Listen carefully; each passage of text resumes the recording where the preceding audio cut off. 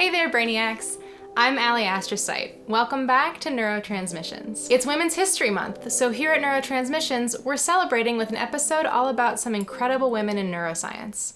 Here with me today, I have Nancy Padilla and Megan Kirch-Gessner. They are both neuroscientists themselves, and they're two of the founders of Stories of Win, a blog and podcast series about women in neuroscience.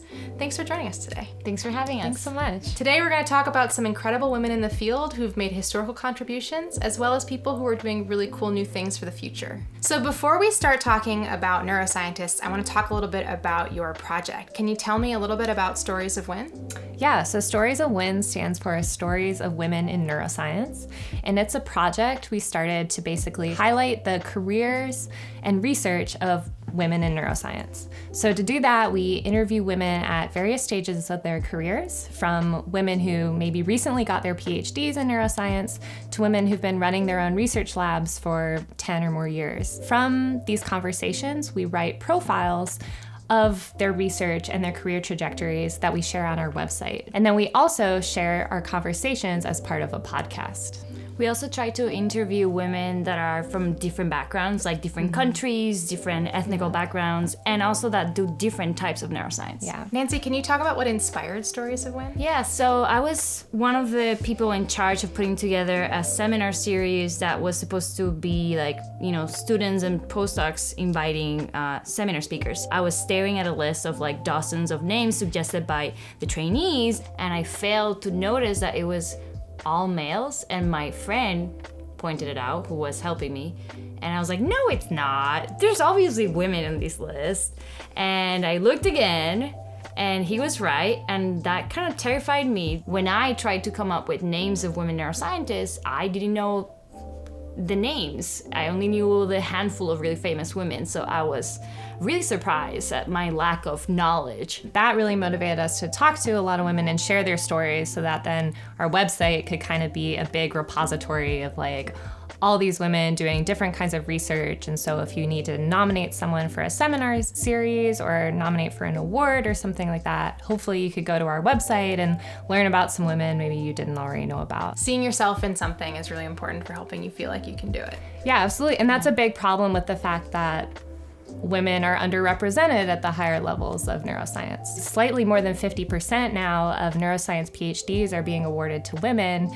Still, women only make up about 20 to 30% of neuroscience faculty. So we hope that by kind of sharing the wide array of the stories and paths that women take to enter the field of neuroscience, that we might inspire and encourage more women. So some of the women you profile have been pretty well established in their careers for a long time and have made some really significant contributions to neuroscience, but many people have never heard of them. Can you tell us about one of those female neuroscientists? Let me tell you about Brenda Milner. Brenda Milner is a very important neuroscientist because essentially, thanks to her, we understand a lot about the hippocampus and a lot about memory. A lot of her important work was done with one patient. That sounds crazy, but yeah, with one patient. Like, it all started with one patient, and his name is Henry Molaison. Or Molaison? Molaison. Okay, we can call him HM. HM had a lot of epilepsy. The only way that doctors could help him was by removing a part of his brain. But they didn't know that they were removing a part of his brain that had an important role. And it cured him of epilepsy, but as a consequence, he couldn't make new memories. And it was Brenda who studied this patient for decades, and that's how we understood that the hippocampus has a role in episodic memory, but not in procedural memories. Now, correct me if I'm wrong, but Dr. Milner is still faculty, correct? Yes, she's 101 and still an active member of the community at McGill University. Wow, I hope to be so productive when I'm 101. I know. So Brenda Milner worked with a patient to do a lot of her research, but some neuroscientists don't work with any patients or animals at all. Do you want to tell me a little bit about a neuroscientist, Dr. Nancy Kopell, and how she does her research? Yeah, so Nancy Kopell is not a neuroscientist that we've actually interviewed for our series, but we wanted to talk about her because she's a really influential figure in the field of computational neuroscience. Computational neuroscience is different from like cognitive neuroscience or neuropsychology like Brenda Milner did, in that it's mainly involved in using math to understand the brain. And a lot of times computational neuroscience doesn't even involve working with humans or animals at all. Some people work exclusively with computers and building mathematical models of the brain and sort of doing experiments in that way. Nancy Kopell is really known for her work on neural oscillations. So basically that's another word for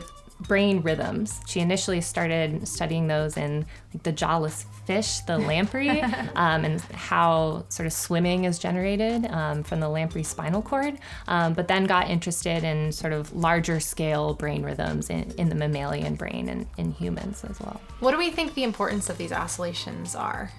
So it's a really hotly debated area. There are some people who don't think they're important at all. They would describe them just as like exhaust fumes of the brain.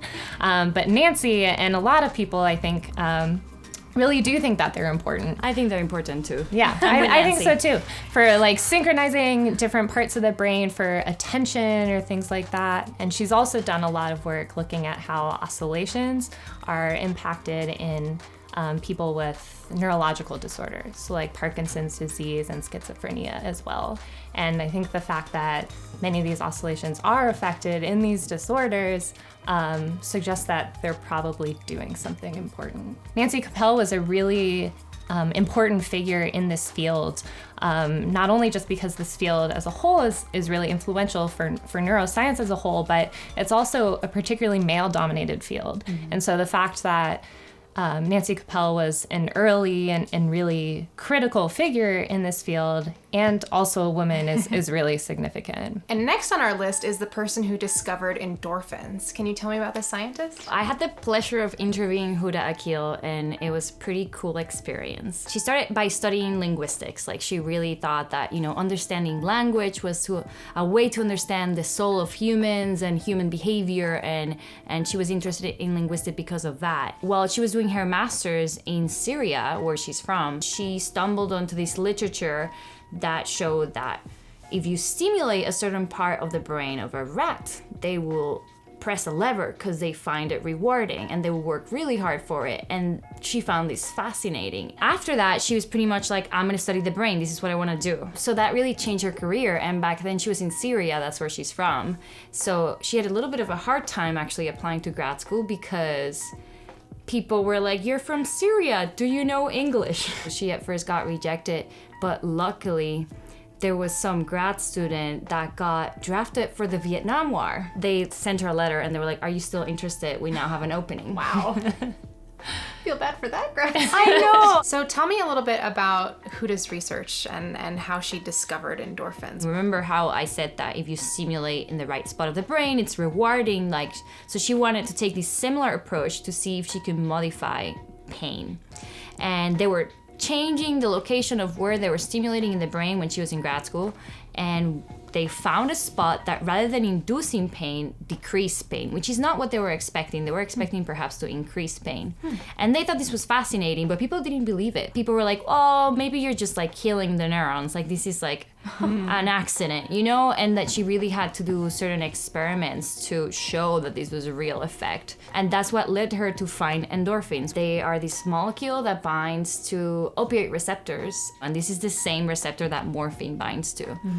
So you can think about endorphins as our own body's natural morphine. When we're very stressed, we release endorphins, which is what help us to not feel pain in moments of really high stress. So like in all those movies where somebody gets shot in the arm and they just act like they're totally fine, it's because of all those endorphins. Exactly. If you want more details, you can listen to the interview that we did. But at the end of their postdoc, they were ready to show this to the field, but she was pregnant, so she couldn't travel to this conference. They sent a letter to this other scientist who was a competitor, and they explained we cannot go, but we would like to present our work. Can you help us? And he was so impressed by their work that he decided to present it at the conference, to give his spot and say I'm presenting this in the name of Huda Akil and her husband. So that was pretty amazing. That's really cool. And the last scientist we wanted to talk about today is someone that you see as being really important for the future of neuroscience. So can you tell me a little bit about Dr. Bianca Jones Marlin and her background? Yeah, so we had the pleasure of speaking with Bianca recently, who is a postdoctoral fellow in the lab of Nobel laureate Richard Axel at Columbia University. So Bianca has a really awesome story. She actually started wanting to be a middle or high school biology teacher. So she went to her undergraduate university to get her certification in teaching, and she does have a certification in teaching. She was looking for a job and happened to find an opportunity involving research. So she worked in a lab looking at fungal genetics for a number of years, kind of to pay the bills, but ended up really loving scientific research. During grad school, Dr. Jones-Marlin also made a pretty major discovery. Can you tell me about the experiments that she did and what she learned? Yeah, she was basically looking at how oxytocin affects activity in the brain, and in particular, how oxytocin can kind of turn bad mothers into good mothers. So oxytocin is a social hormone released by the brain. It seems to be really important in social behaviors and maternal behavior. So for instance, there's a huge rush of oxytocin during birth and during breastfeeding. And it seems to act as sort of a cue to the brain that like, this is really important social information that you should pay attention to and respond to. Bianca found basically that mice who had not had pups before, so virgin mice, were normally really bad moms. If they heard a mouse pup crying in distress, they would either ignore them or even actually hurt them. Whereas good mouse moms, if they heard their pups crying, they would go and retrieve them and bring them back to the nest and take care of them. Bianca found, though, that if she actually gave these virgin non-mothers oxytocin, they would actually start retrieving the pups and bringing them back to the nest when they heard their calls. If you compared activity in the brains between the mom and the virgin female, the mom's neurons in the mom's auditory cortex actually responded better to the cries than the virgin. But then Bianca found that if you also gave oxytocin to the virgin females, then actually the neurons in their auditory cortex actually started responding better to the pups crying. And so oxytocin was somehow literally making the brain sort of respond more to the social information in the pups crying. It sounds almost like somebody turned up the volume on the signal. Yeah. Like, hey, this is important. You should do something about it. Now in her postdoctoral lab, Bianca's been studying something called transgenerational epigenetic inheritance, which is kind of a mouthful, but basically she's trying to understand how trauma experienced by, say, one generation could actually affect the biology and behavior of the following generations, so their kids and their grandkids. So you mentioned epigenetic changes. Can you tell us a little bit more about epigenetics and sort of what that means? So epigenetics basically refers to modifications to how our genes are read or expressed by cells in our body. These modifications, though, are different than actual modifications to the DNA code itself. It's rather sort of how that code is used. And this is a relatively new thing, right? This idea that not just your DNA, but also the modifications to the DNA get passed down between generations. Yeah, definitely. It's probably in the last, 10 years or less, 10 years or so. And that's like kind of in like almost flies in the face of some people's thoughts on genetics, right? This idea that like things that happen during your lifetime can be passed on to the next generation. Absolutely. It was, I think, really controversial. I remember discussing this maybe like 6-7 years ago in a lab meeting, and people were like, no, it can't be. So Bianca's work is mostly in mouse models, but can you give us an example of a case in humans where this has been observed? Yeah, so Bianca actually gave us an example when she was describing her current research to us. And the example she gave was in the Netherlands after World War II, there was terrible starvation. And so, a lot of Dutch people experienced horrible starvation, but then interestingly, a lot of their children and grandchildren since then have had a lot of metabolic issues, like diabetes, for instance.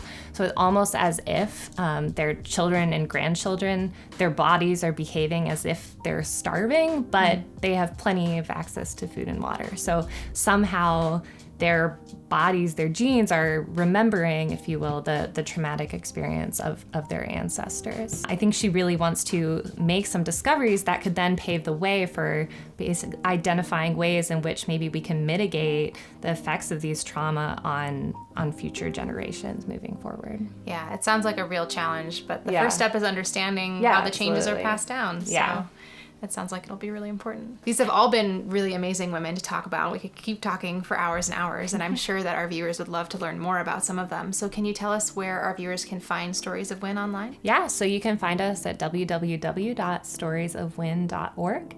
And we are also on Apple Podcasts and also Spotify and some other podcast platforms as well. We also often post on Twitter. So if you're on Twitter, then Stories of Win. Megan and Nancy, thank you so much for joining us today to talk about these talented scientists. Thanks so much. to you. And thanks to you, Brainiacs, for watching this episode of Neurotransmissions. If you haven't heard, we're writing a book, so make sure that you're subscribed to catch updates on that process and to hear about more amazing scientists like these ones. Until our next transmission, I'm Ali Astrocyte. Over and out. Bye.